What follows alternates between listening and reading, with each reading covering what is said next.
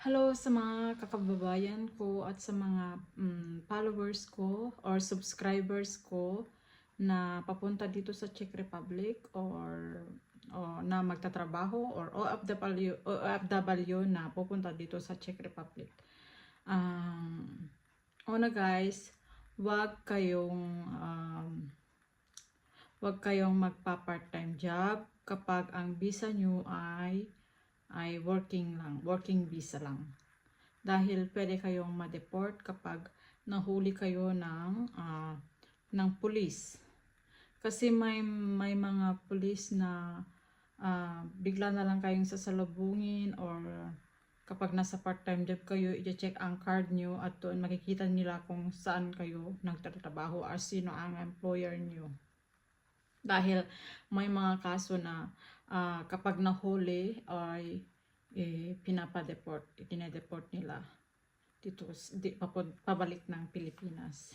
Kaya kung ayaw nyong mapauwi or mapadeport sa Pilipinas, wag kayong magpapahuli sa police or wag na lang kayong mag part-time. Dahil may mga Pilipino, kapag tayong Pilipino na may inggit sa atin at i-report tayo sa police. Yun lang, babala lang. At dapat guys, kapag gagamit kayo or sasakay kayo ng train or bus or metro, dapat meron kayong transportation card or may ticket kayo, kasi kapag nahuli kayo ay may multa. Ngayon ay 3,000 na daw ang multa. Dati ay 1,000 lang, pero ngayon 3,000 na. Mura lang naman ang isang ticket guys. 40 yung 30 minutes. 35 yung 30 minutes. Tapos yung 90 minutes 40 something. Pero doon sa my application na kung saan pwede kayong bumili ng ticket.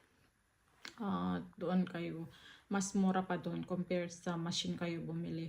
Or kumuha kayo ng isang taong ticket at mas mura din. Mas mura din compared sa araw-araw na bibili kayo ng ticket. At yun guys, tapos kapag 6 months pala dito kayo at hindi nyo nagustuhan yung amo nyo, pwede kayong lumipat. Basta magbigay lang kayo ng resignation or termination of contract sa amo nyo.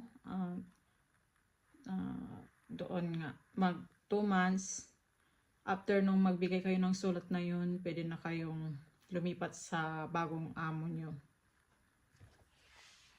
At dapat guys, i-report nyo yan sa ministry pag mag-change kayo ng employer. Dapat i-report nyo yan sa ministry.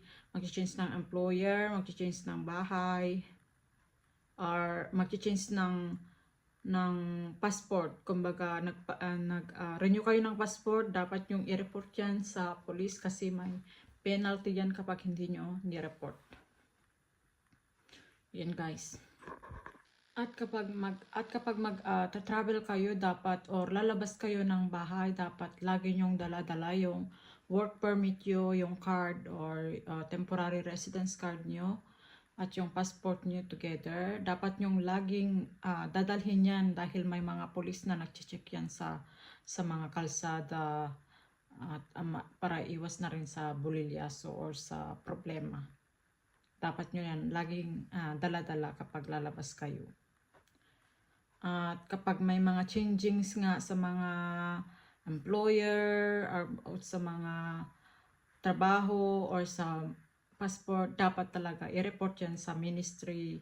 Kasi yan, may mga form yan na pipil upan nyo. At tapos, yun nga, i-send or pupunta kayo mismo sa ministry para i-report yung mga changes.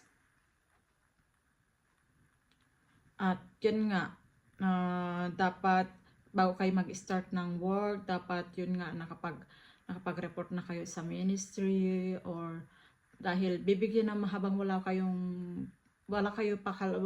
permit or wala pa kayong working visa, may bibigay yan ng ministry na papel na kung sakaling may magpulis na magche-check sa inyo, yun ang ipapakita nyo sa pulis.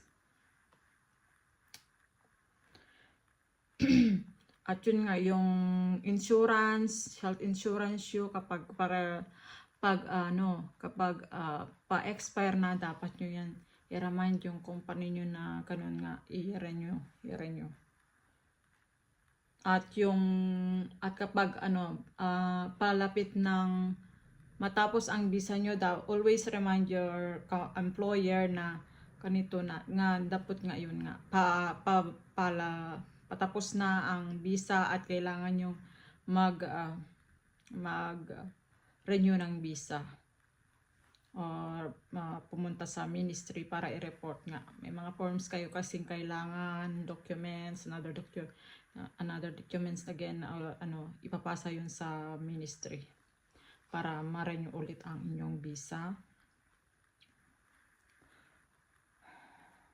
Kasi ang validity lang ng working visa or permits kasi is 2 years lang sa mga mga workers ito or mga OFW ba. At dapat yung nga may mga proof of accommodation kayo. Dapat yan, may copy kayo ng mga ganyan. Kasi yan, once na magka-problema, may papakita kayo.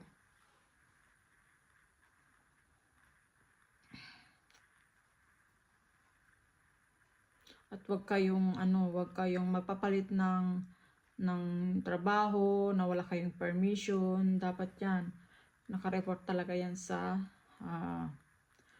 ministry. Kasi yan, magkapoproblem na kayo talaga yan kapag hindi nyo ni-report. At yung bago expire mga documents nyo, ensure nyo talaga na valid pa yan. Kasi baka mahuli, makita nyo pala, ay wala na pala akong visa. Hindi na yan dapat 3 months before matapos yung visa na mag-process na kayo ng another visa or mag-renew na kayo ng visa.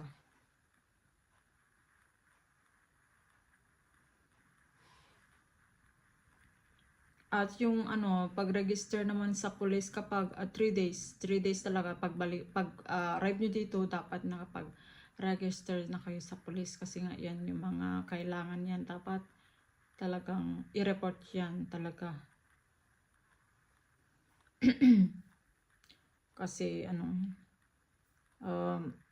yun kayo bibigyan ng, kapag napag-recruit kayo, yun nga mabibigyan kayo ng working permit or yung temporary residence card. At dapat kapag basahin nyo yung kontrata nyo kasi nakalagay doon kung anong trabaho nyo, yun lang kayo magtrabaho. O yung naka-specific doon kasi doon nakalagay doon yung trabaho nyo. Kaya dapat yung trabahong yun ang gagawin nyo lang. Huwag kayong magtrabaho sa ibang company kasi baka yun pa ang maging dahilan para mapauwi kayo ng Pilipinas or ma-deport kayo.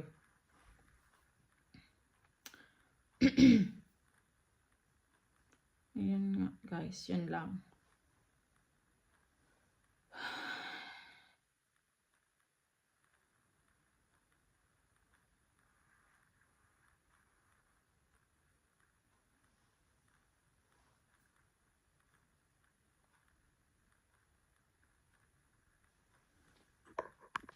At dapat bago kayo pumunta dito or bago kayo mag-apply papuntang Czech Republic, basahin nyo yung kontrata at intindihin nyo mabuti.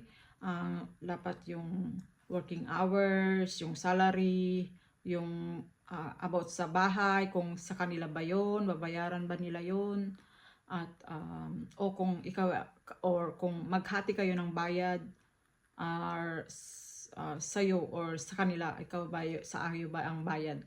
Kasi baka pagdating mo dito,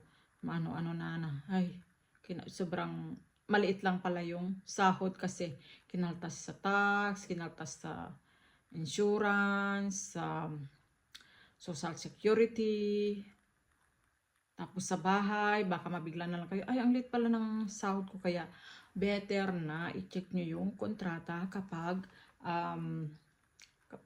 a-apply kayo or papuntang Czech Republic. Kasi may mga narinig akong ganyan na, ba't ganito yung ano ko, yung sinahod ko, bakit ito lang, kaya nasa kontrata na 27,000, pero ba't ang natanggap ko lang ay 19, ganun, ganun, ganun.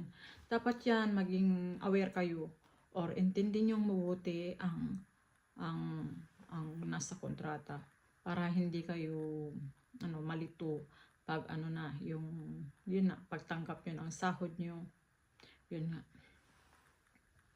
Pero ang maganda naman dito kasi kapag nakalagpas ka na sa 6 years, 6 months pala no. Kapag nakalagpas ka na ng 6 months or magsi 6 months ka na at hindi mo gusto yung employer mo, pwede kang lumipat sa ibang company na makikita mo, or pwede ka maghanap ng trabaho na malilipatan mo kapag hindi ka na masaya sa trabaho mo at hindi ka satisfied sa sinasahod mo.